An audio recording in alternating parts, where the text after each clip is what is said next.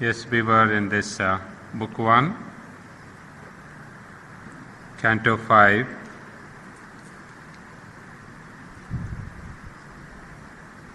and page 87 of my edition. Now we were given the description, in fact it is continuing. What is it that's the aim or the task that is in front of Ashwapati? I mean, he has done or he is doing the tapasya. What's the reason for that? Obviously, it is not, as is said in the Mahabharata, to beget a son for his kingdom to continue. In Sri Aurobindo, that aspiration takes a new turn. And as we saw in our last reading, there's one single line which really summarizes the whole entire aspiration of Ashwapati. And that line, we said, is aspiring to bring down a greater world. That, I suppose, is the sum and substance of Sri Aurobindo's work too, to bring down a greater world, not just a greater human being, or even, I would say, not only just a greater consciousness, but a consciousness that changes the world and brings a new world. So we are discussing that, what is this greater world? What's the aspiration in front of Ashwapati?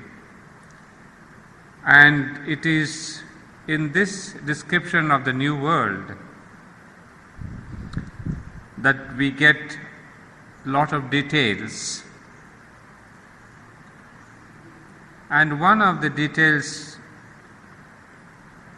that's given here is that of the lines are laid out. Its earthly dialect to God language change, in living symbols study reality and learn the logic of the infinite. We have stopped our class at this last sentence. And learn the logic of the infinite.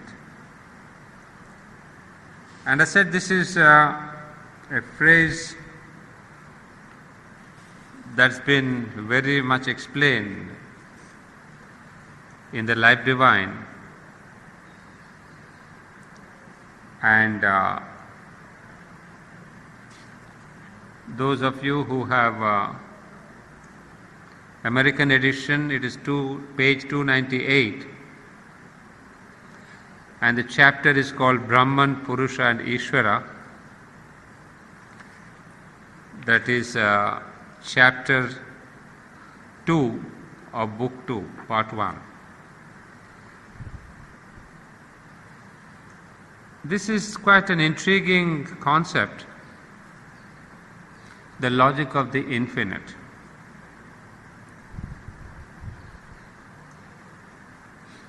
There is a beautiful sentence which I wanted to read in our last class, which summarizes this explanation, and it goes like this: what is magic to our finite reason is the logic of the infinite. Well, it's a sentence that we remember for long. What is magic to our infinite? To our finite reason is the logic of the infinite. Now, what does it mean? Here Sri Aurobindo explains in a few sentences, which I'll read out first before taking up the explanation.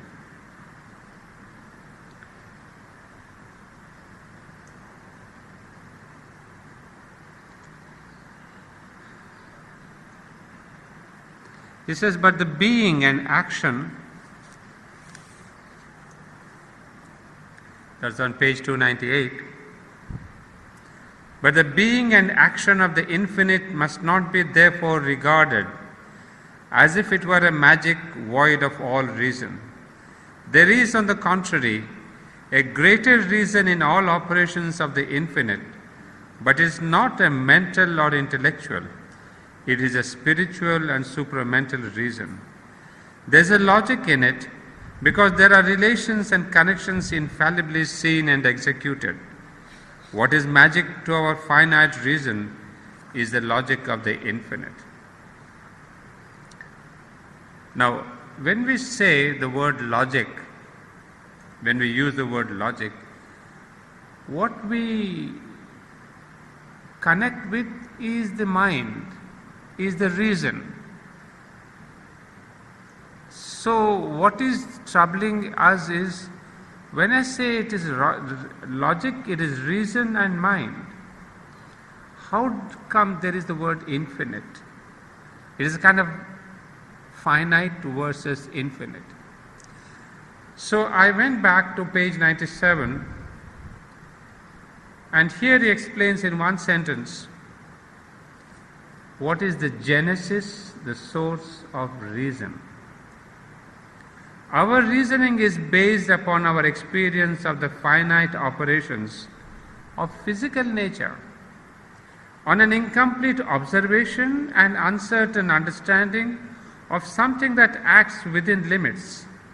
It has organized on that basis certain conceptions which it seeks to make general and universal, and whatever contradicts or departs from these conceptions, it regards as irrational, false, or inexplicable. So the so-called great reason, by which we swear and by which we condemn as right and wrong and false, what is it after all? He says it's after all nothing but based upon our experience of the finite operations of physical nature. Because we have observed that this is the cause and this is the result. So we have observed it quite many times, we have noted it down, we have made logic, we have made theorems, and we have made reasons. And then we say, well, this is logic. If this happens, it must be that this is the reason, this is the outcome. So it is observation, an incomplete observation and uncertain understanding of something that acts within limits. You see, you cannot be 100% sure. You say, no, I have observed 100 times that this is what happens. But if somebody challenges you say, it 101 time, are you sure that it will happen again? You say, no, I'm a little uncertain, I'm not too sure, but 100 times it has happened. So Sri Aurobindo uses the word incomplete observation and uncertain understanding of something that acts within limits. It has organized on that basis certain conceptions which it seeks to make general and universal. Because it has happened, so it must be a general truth. Like in our logic class we used to say, all crows are black. As somebody says, are you sure? In America, I've seen something else. No, all crows are black, and it's a universal truth, because in Pondicherry I've seen 500 crows. So we tend to make anything universal. So logic is nothing but observation of cause and effect and making it universal. And whatever contradicts or departs from these conceptions, it regards as irrational, false, or inexplicable.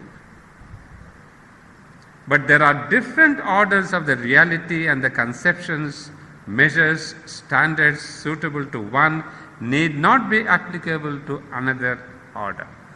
That's the central truth. Sri Aurobindo would say, on the physical level, Newton's theory is right. Cause and effect and equal and all that theorem that all of us know. But then he says, that is the physical reality, but you stop with the physical reality. I, as a yogi, I see there are other realities, other levels of reality as well. And I told you maybe a dozen times the famous story of Bhrigu, that matter is reality, life is reality, mind is reality. So what the scientist and the ordinary man forgets is that there are other levels of reality beyond the physical reality. So what our reason does is looks upon observations on the physical level. But then a yogi says, no, I have another level of reality also. So that is our limitation. A yogi always sees the multi-dimensional reality. And when he utters something, he takes into account all the three or at least something higher. He doesn't get limited to our physical reality and he says, this is the logic. So, now based on this observation that there are other realities, Sri Aurobindo is writing this now, the other realities is the spiritual and the supramental realities are also there. And therefore, when this logic of the infinite takes place, that is a vision and understanding which takes into account all the levels of reality. So it doesn't mean it is a kind of a miracle, it is a kind of illogical. But as I apply a logic on the physical level, the yogi is also applying a logic, but the inputs of the logic are all the three levels. Whereas my logic is only one level, his logic is having multiple dimensions. So therefore he says, there is a logic of the infinite too. So don't think it is a magic, it is something miraculous, inexplicable. So when a yogi says, I know this is what is going to happen, I know this is what will happen, or this may take place. So he is not telling you right from the physical level, he is seeing at an event from the futuristic level, from an occult level, from the supramental level. And then once we see this, we get to know what Sri Aurobindo is telling us. You see, what all he dreams about the human unity, the coming of the supermind, the new world that we are talking about, is not poesy, is not fancy. It is the logic of the infinite. So he sees especially the time past, the time present and the time future.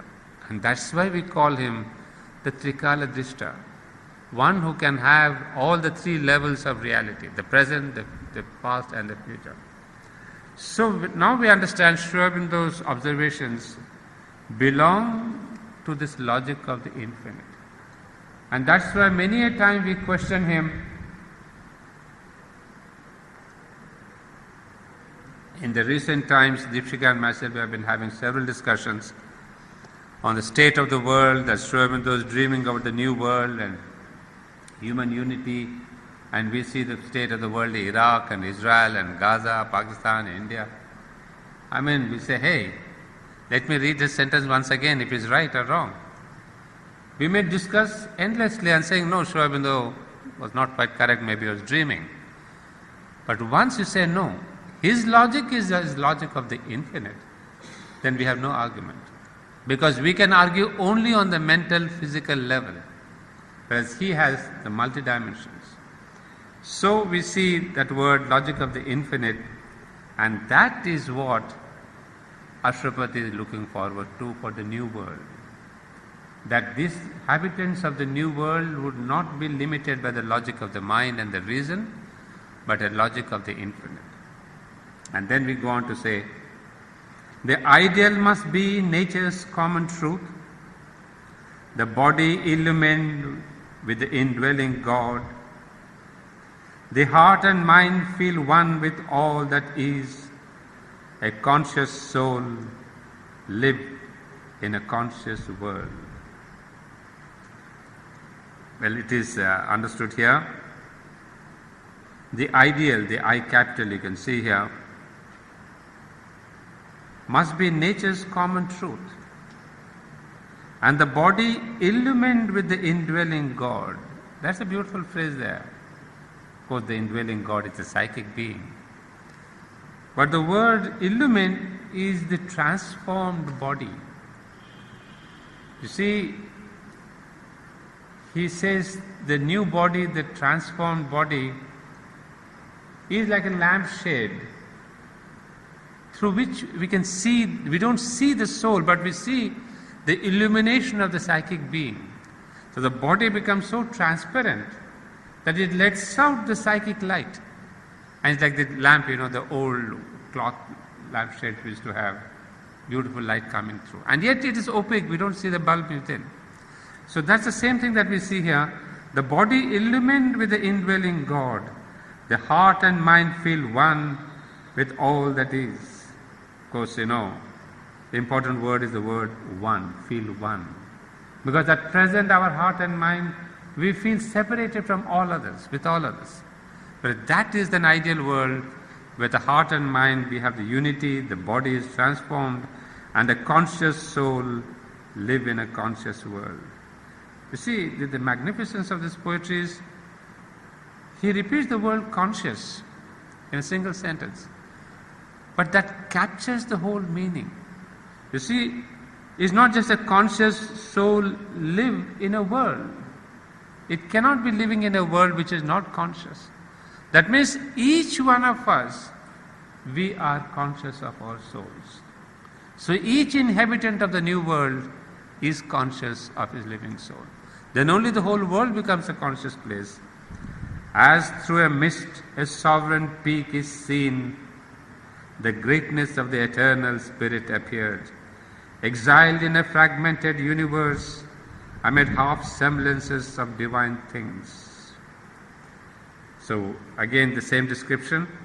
As through a mist a sovereign peak is seen. That of course you can imagine, through the mist we see a beautiful peak. The greatness of the eternal spirit appeared, exiled in a fragmented universe. You see, now this is again referring to exiled. Exiled from where? That spirit is exiled from its status of oneness. That means it has left the status of oneness, it has entered into a fragmented universe. Obviously this universe is fragmented. It doesn't have that oneness. So that spirit which has come into this manifestation amid half semblances of divine things, these now could serve no more his regal turn. These means this incompleteness, these fragments, this untruth, this littleness, Ashwapati could not accept anymore. The immortal's pride refused the doom to live, a miser of the scanty bargain made between our littleness and bounded hopes and the compassionate infinitudes. You see, because each sentence is so packed. The immortal's pride refused the doom to live, a miser of the scanty bargain. You see, now in that new world, the spirit or the divinity cannot anymore tolerate this compromise between falsehood and truth. So you're saying that new world will not have any of these bargains between our littleness and bounded hopes and the compassionate infinitudes. What is this compassionate infinitudes? I don't know if you have my edition. You turn to page 68, well, whatever. In my edition, page 68, there's exactly the same phrase. That's book 1, canto 4. Sri Aurobindo uses the word, while describing the gods, he says, immovably ready for their destined task, the ever-wise compassionate brilliances. And he uses the same word here, this compassionate infinitudes. That's the gods. So there is this question of a compromise between our littlenesses and those gods. His height repelled the lowness of earth's state. See, it's a very strong word. His height repelled the lowness. I think it's a beautiful experience, Repel, all of us know the word rejected. It's a strong rejection. But is it a rejection that is religious, that's moral, that's mental? No. You see, it is the height itself is so high that it cannot tolerate. So this repelling is not a conscious repel. It is the status itself is so high and pure and transcendent. It cannot tolerate, it cannot take upon the lower state of the earth. A wideness discontented with its frame. Wow. The frame is giving it the limits. But the consciousness is so wide, it shan't be limited by any frame, any limitation, however good and beautiful. Any rigidity, and with its frame is a rigidity. Resile from poor assent to nature's terms. It says, the harsh contract spurned and the diminished lease. Only beginnings are accomplished here. Our basest matter seems alone complete. You see, only beginnings are accomplished here. Now he's describing our world, which is very incomplete. What has happened in this world up till now? Only the beginnings. And what is the beginning? Our basest matter seems alone complete. What has evolved up till now very satisfactorily is matter. Matter alone has evolved, it seems to be complete. And when it says our base is matter, what is our base? You see, it's the body, it's the form. So try to imagine this way, that the Supreme Infinite has manifested in finite forms. And in that finite forms, the body has evolved. For the sake of the body, matter has undergone sufficient changes to give us a body which is conscious enough for the sake of the mind. So that is what seems to be pretty complete. And then an absolute machine without a soul. But unfortunately, matter has evolved, but man, the mind, the soul has not evolved. Or all seems a misfit of half ideas, or we saddle with the vice of earthly form, a hurried, imperfect glimpse of heavenly things, guesses and travesties of celestial types. Well, this morning in our meditation at Sakar, every Monday we have the norm of reading Savitri in our morning meditation. That was, I think, Book 2, Canto 4. Am I right? So read Book 2, Canto 4 sometimes when you get time, a little time for yourselves. Such a wonderful sketch of the human being. The sorry state of human affairs, our present consciousness. What is it that we lack? The dearth of human effort, the human completeness. Extraordinary passages are there in Book 2, Canto 4. I shan't be telling the exact pages because my thing doesn't suit, this doesn't match my other edition. But Book 2, Canto 4. So similarly, what Sherman is giving us this same thing here, that a hurried or all seems a misfit of half ideas, we saddle with the vice of earthly form.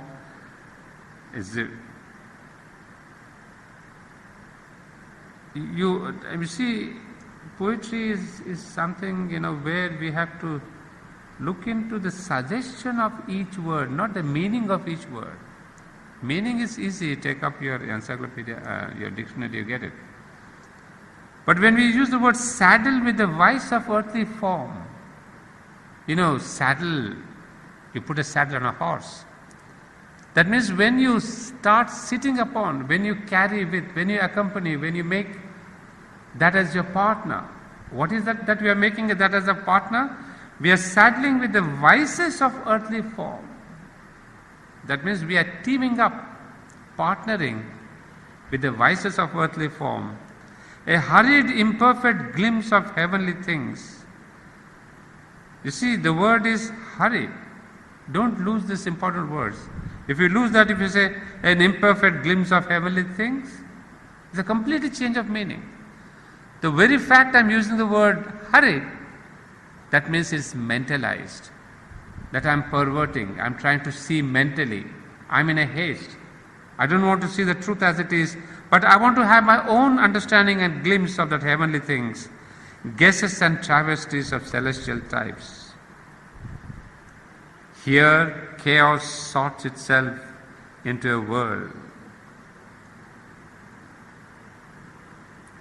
A brief formation drifting in the world. You see,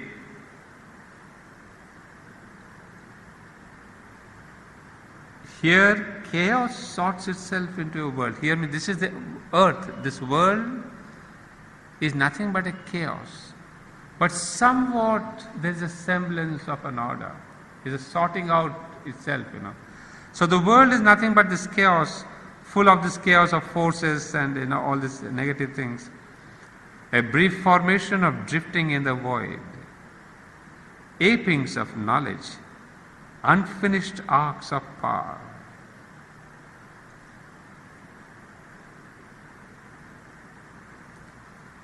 See, apings of knowledge is understand. Unfinished arcs of power. I have a reference here to Blake. The line says, on earth the broken arc, in heaven the perfect round. And today you'll see a couple of references that are magnificent. That Sri Aurobindo has in his consciousness all these great poets.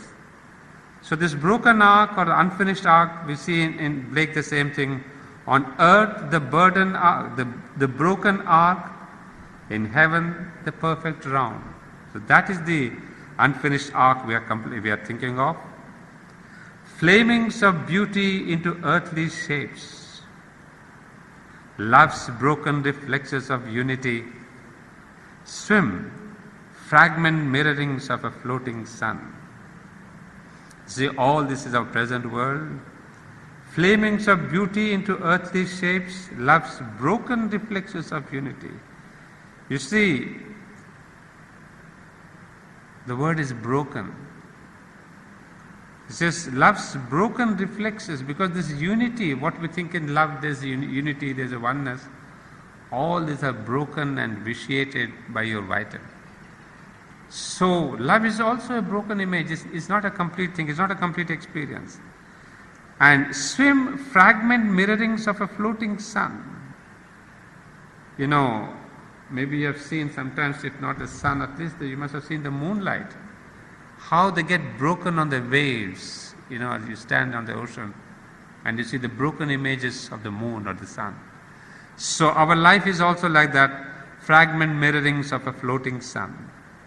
A packaged assemblage of crude, tentative lives are pieced into a tessellated whole. Sometimes Sri Aurobindo is, I would say, ruthless. He tells you things very blunt. He says, a packaged assemblage of crude, tentative lives. We are all an assemblage. We are really thinking too much of ourselves.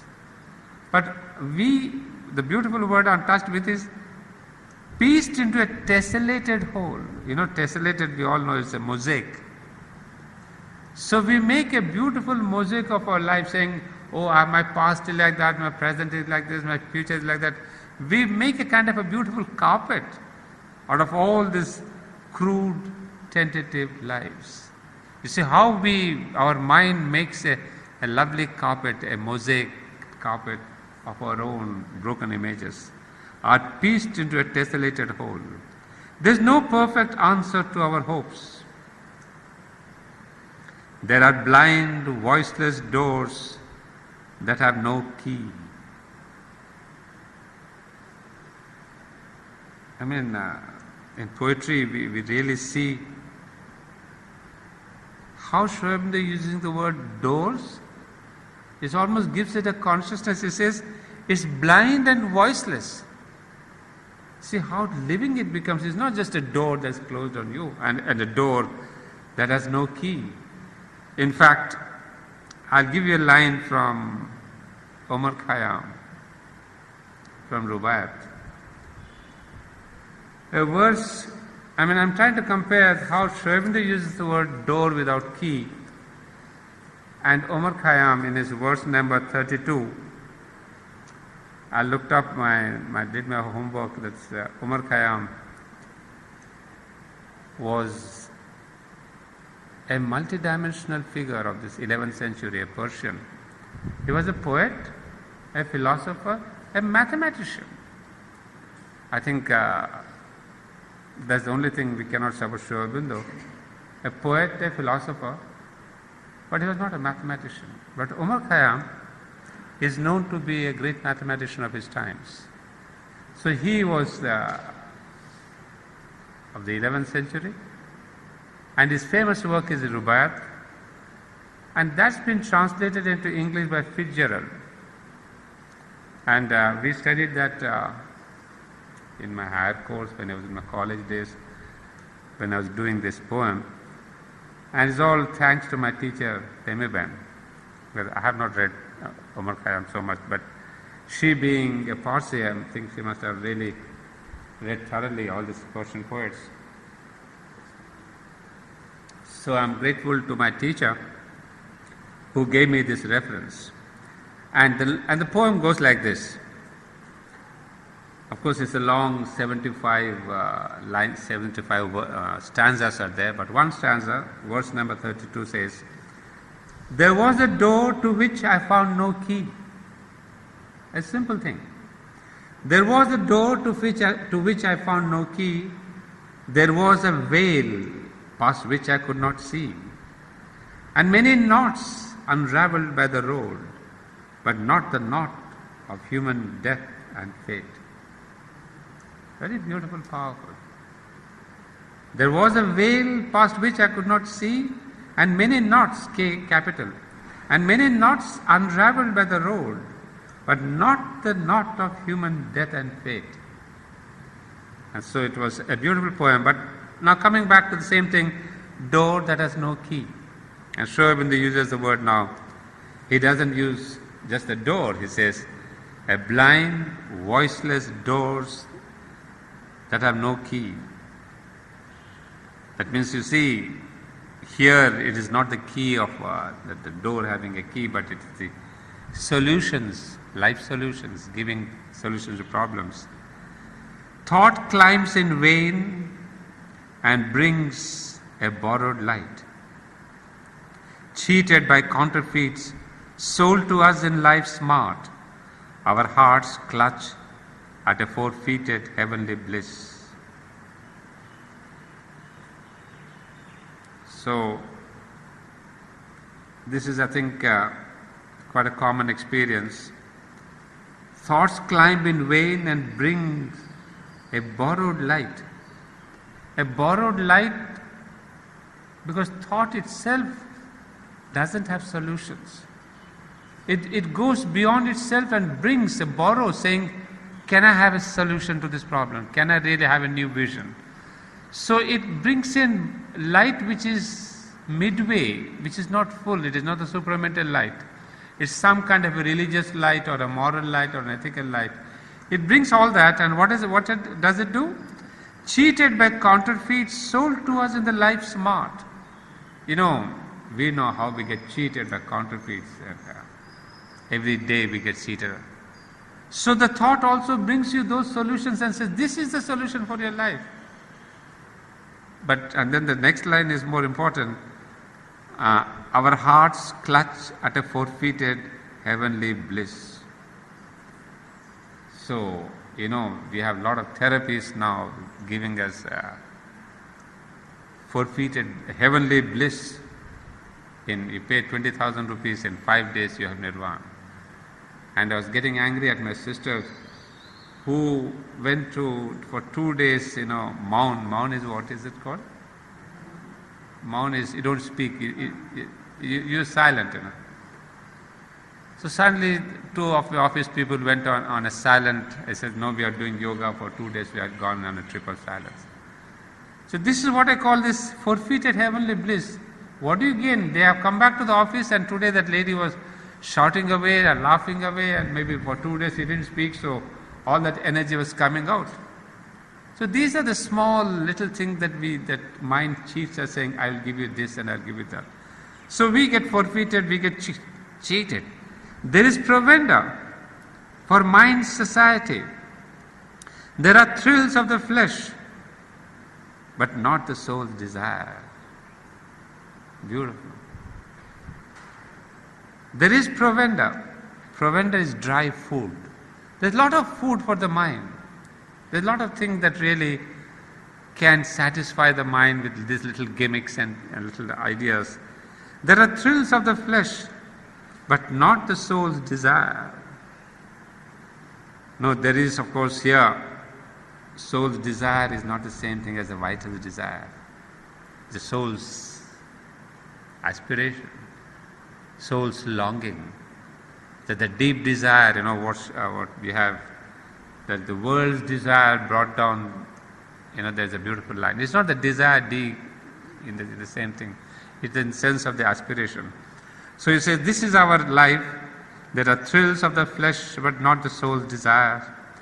Here even the highest rapture time can give is a mimicry of ungrasped beatitudes, a mutilated statue of ecstasy, a wounded happiness that cannot live, a brief felicity of mind or sense, thrown by the world power to her body's slave, or a simulacrum of enforced delight in the seraglios of ignorance. It's too good. Wonderful.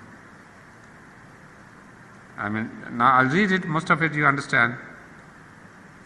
Highest raptures time can give is a mimicry of ungrasped beatitudes.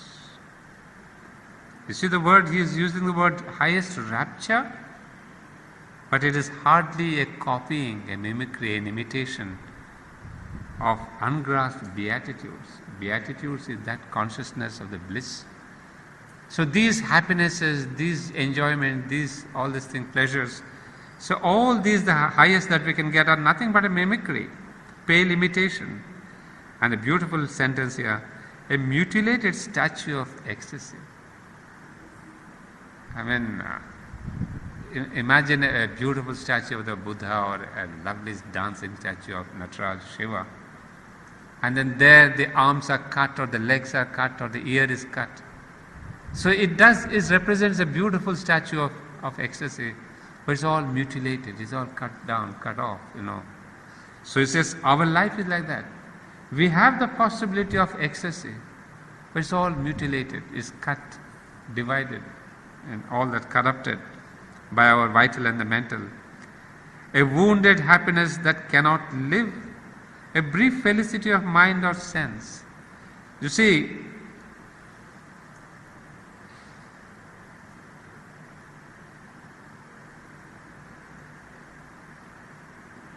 I admire Sri Aurobindo's usage of words. A wounded happiness. You see, happiness, how is it wounded? Because the same image is coming here, mutilated, mimicry of ungrasped gratitudes. A wounded happiness, I get a reference to the Gita, where Lord Krishna says, Anityam Asukam Lokam. Says this world is unhappy. Anityam is finite. What's the word there? Impermanent. So he says it's impermanent. There is dukkha. There's no sukh. There's no joy, because it is incomplete.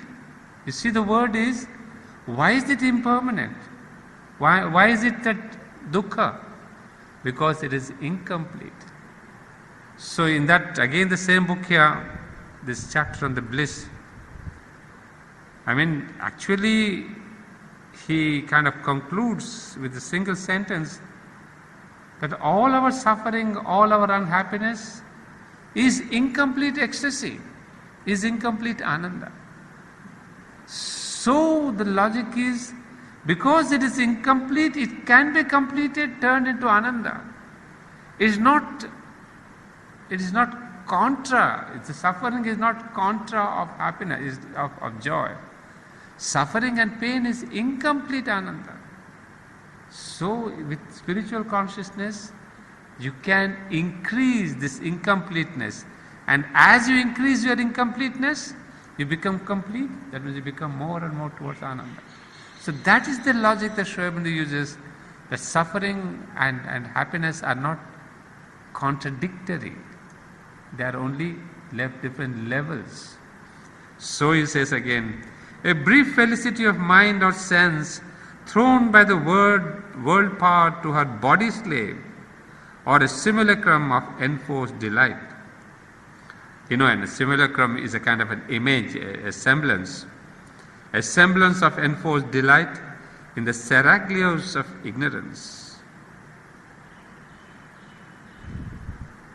You know the word seraglios, and you see the word seraglios is a harem. So, what is this harem? Harem of ignorance. What is happening there? The harem is meant for physical pleasure. So now he's saying that this enforced delight is nothing but this physical pleasure of the body, and that is also of ignorance.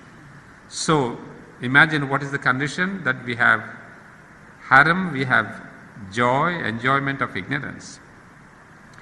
For all we have acquired soon loses worth, an old disvalued credit in time's bank, imperfections check drawn on the inconscient. All we have acquired soon loses worth. All the fame, all the name, all the happiness, all the greatness, everything loses its worth in time. Nothing remains permanent. An old disvalued credit in time's bank, you may be having millions of dollars there, but when the dollar's denomination or a new dollar comes, all the billions of dollars that are stacked away in Swiss banks become worthless. So all that is discredited, all your happiness, all your greatness, all your success and failure, suddenly when you go to a higher consciousness, has no value. You look back and say, my God, was this me? With all the greatness, with I thought is all the happiness? But that is exactly what happens when there is a change of consciousness. The old vanishes into nothingness, meaninglessness. So he says, imperfection check drawn on the inconscient, a beautiful sentence. And then, and in consequence, dogs every effort made, and chaos waits on every cosmos form. In each success, a seed of failure lurks. It's such a beautiful lesson. It's kind of, there is somewhere the seed of failure in every success. It's kind of foredoomed. Why? It is not that it is not discouraging, but it is all this question of this ignorance, as Sri Aurobindo says here, imperfection. In all success there is always this imperfection, because we have not done it with a full consciousness. So somewhere down the line we may say, oh, this is successful now, I'm very happy with my success. But it loses its worth, its value as we go along. He says, nothing is really for permanent. He saw the doubtfulness of all things here, the incertitude of man's proud, confident thought, the transience of the achievements of his force. He, Ashwapati, he sees the what? The doubtfulness of all things here. Because all these things are fleeting, there is no permanence about this. Everything is uncertain, the incertitude of man's proud, confident thought, a transience, etc. A thinking being in an unthinking world, an island in the sea of the unknown. He is a smallness trying to be great, an animal with some instincts of a god. His life, a story too common to be told. His deeds, a number summing up to naught. His consciousness, a torch lit to be quenched. His hope, a star above a cradle and grave. I wonder, a more beautiful description than of man is possible. You see, this we cannot deny, although it's such a negative picture, but it is the reality that we are in. I mean, we cannot deny his life, a story too common to be told. Yeah, of course, I think Shakespearean lovers would know one line. There's a reference to this line. That's our famous, life is nothing but a tale told by an idiot. So it has no meaning. Shakespeare long back wrote that, and Sri says the same thing. Too common, meaningless life, tale it is this. And then his deeds and numbers summing up to naught. We have huge biodata, CVs, 10 pages, 20 pages, but the consciousness is the same. So nothing is there. His hope a star above a cradle and grave. And yet, now comes Sherwin, and yet a greater destiny may be his, for the eternal spirit is his truth.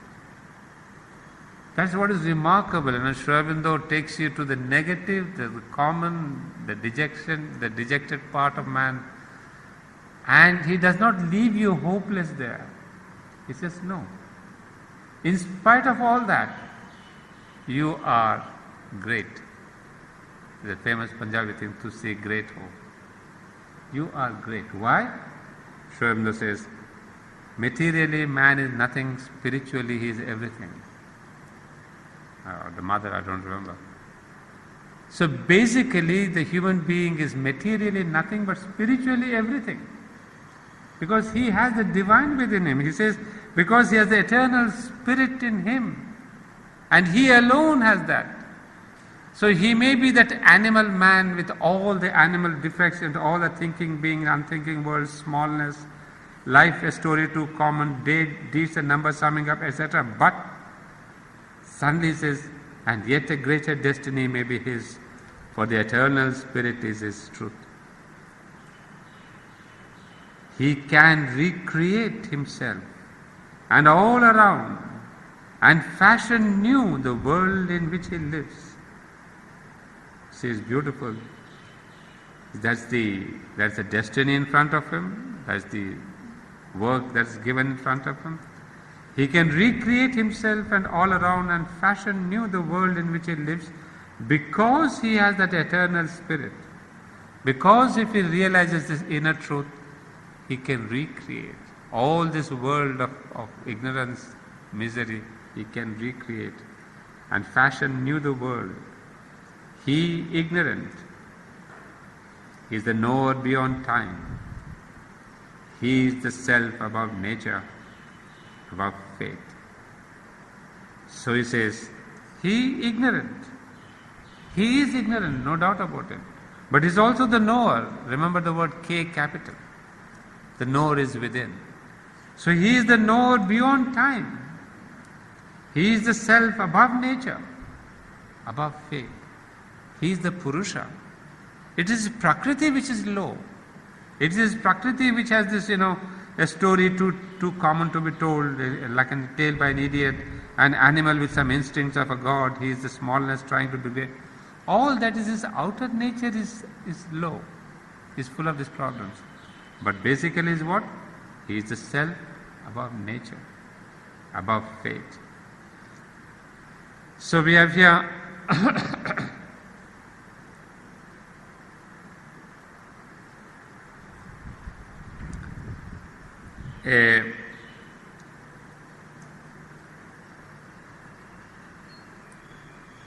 a brief, of course, as I told you, if you read that book 2, Canto 4, you will get an enlarged description of what we read just now. But now in reference to what we are looking at, that is the new world, what the line says, aspiring to bring down a greater world. Now, Ashwapati basically is aspiring for this new world because this world is this. You try to understand the relevance of this passage. Because man at present is this, the hopeless man, the person with all the impossibilities, the person with all these defects and whatever you call them, incompleteness, limitations. So Ashwapati, realizing what man is now, he says man cannot be this, cannot be this forever. So we have to bring in a new world where again we get a few glimpses, a brighter heavenlier sun, the infant soul, etc., etc. So that's the context that we should understand, that this is not a description necessarily a negative description of man for the sake of it. You see, Sri Aurobindo is giving us a picture of the present man so that we can see why he needs to be changed. You know,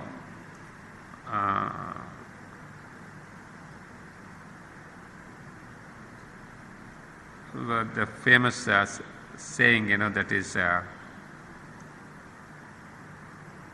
pig satisfied and Socrates dissatisfied. This is the thing that we want to, this is the thing that we want to change. A pig satisfied and Socrates dissatisfied. That means this world at present is like the pig satisfied. That means we have this lower consciousness, we are imperfect. But there is the Socrates dissatisfied. The Socrates is the aspirant, the one who wants to know, who is dissatisfied, the man, the real man who is really dissatisfied with the status of being at present. He is always aspiring for the new. So our Ashwapati is that Socrates dissatisfied. He says, no, this cannot be the end of this world. This cannot be that the human being is like that. So what we get here is a contra, the present and the future. And I think as a poet, Sri Aurobindo had to bring in this poignant image of man so that we see the why is it that Ashwapati is struggling so much with such great intensity. He's doing the great tapasya. Why? Because the dire situation of man, because it's this low consciousness of man. And so a yogi always goes for this entire humanity. So what we get, a general picture of man is that. So Sri Aurobindo is not against or for, but he is giving us a reality situation, and then Ashwapati looks at this human being and says, no, this cannot be forever. So the one line reference, aspiring, he says, he raised his eyes to unseen spiritual heights, aspiring to bring down a greater world. Why? Because the present world is this. So get into that context, you will understand. So here I think we can take a break with the stanza completes, and we'll proceed with this on my return. As I told you, end of this week I'm going out to Hyderabad, and our next class should be on 4th of August, which is again a Monday.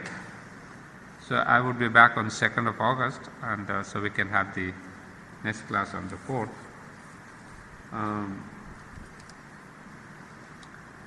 There is one line I wanted to bring to your notice is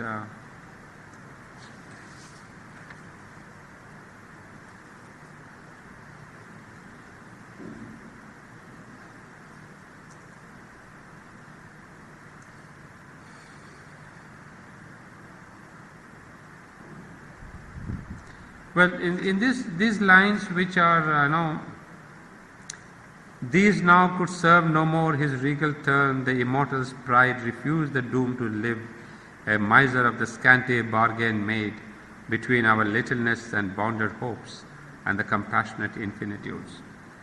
We have a kind of a little indirect, not though very direct, I would not say like the Omar Khayyam line, but this aspiration of the human being to transcend these sufferings, these outer limitations. We see a little, somewhat a reflection in Shakespeare, All of us know about his great sonnets.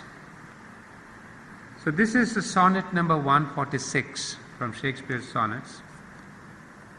I mean, this dissatisfaction that I'm speaking about. So this is a very simple line, and all of us would understand. Poor soul, the center of my sinful earth, why dost thou pine within and suffer dirt? Painting thy outward walls so costly gay, why so large cost, having so short a lease, dost thou upon thy fading mansion spend? Shall worms, inheritors of this excess, eat up thy charge? Is this thy body's end? Then, soul, live thou upon thy servant's loss, and let that pine to aggravate thy store. You see, the lines that I was referring to are these actually. So, why so large? Why dost thou pine within and suffer dirt? You see, now he is also imploring his soul, saying, why are you so much decorating this outer world, so large a cost, having so short a lease? He's doing a contra between the body and the soul. That was the attitude that the body is nothing. Why do you spend so much on the body? The outer life, Why are you spending at a big cost? Why are you decorating all that? Dost thou upon thy fading mansion spend? After all, this fading mansion, this body, shall worms, inheritors of this excess, eat up thy charge. So what the poet is looking for is telling the soul, why are you really bothering about this external thing, the outer things? Think of the inward, think of the within, because you have a greater destiny. Leave the body alone, don't spend all your time there. So a poet of that age could think, of course there's the negative attitude to body, you would say, but basically what we get in Sri Aurobindo also is a similar thing, that we have this outer life, we are drowned in this outer life, but there is a greater destiny. So Shakespeare also refers to, as I told you, it's not very close to, but still, again, as I'm telling you, thanks to my teacher, I read this, I think, in 1968. If you know what the dates, it seems like, except me and a few of us here, who would know what the date is 68. Maybe 4 of us in this hall. Yeah, I was reading Savitri, 1968-69, with my teacher, and she's Temi Bain. I think most of you know. She has translated that Adventure of Sri Aurobindo's Adventure of Consciousness. From French to English, she translated. In fact, it was the mother who had asked her to do that. So I was fortunate to have her as my teacher. So she was a brilliant thing in all this Savitri and references. So I thought of passing on the reference to you too. Just share what I have. Yeah, so we'll meet again on the 4th of August. That will be again a busy month. I hope I don't miss on Mondays. Yeah, let's have the concentration.